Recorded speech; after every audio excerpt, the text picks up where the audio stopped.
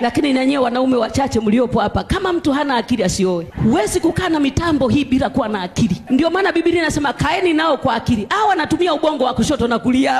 Hawa anaweza kazaa mtoto alafu nawaambia umefika tu kumpa pole, hongera.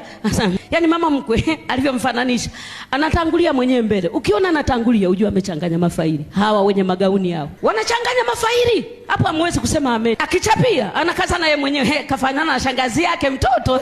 Unatutangulia sisi, si ndio tufananishe? Unafananishaje mwenyewe? Ndio maana Biblia inasema wanaume kaeni nao kwa akili.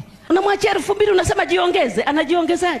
Mimi mpaka nilikuwa najiuliza juzi tunasema we Mungu, tutabadilisha hizi mboga, tutakuwa tunabuni mpaka lini? Kama nina miaka 40 kwenye ndoa, maana miaka yote 40 nabadilisha mboga, unabadilisha kutandika vitanda, sio ubadilisha na baba naye ukamtafutia kitambaa cha asutu jipendekeza ili asije akatafuta wengine, na wanaume wengine wamo mundani. Akupe tu mke wako hata wiki 3 tu.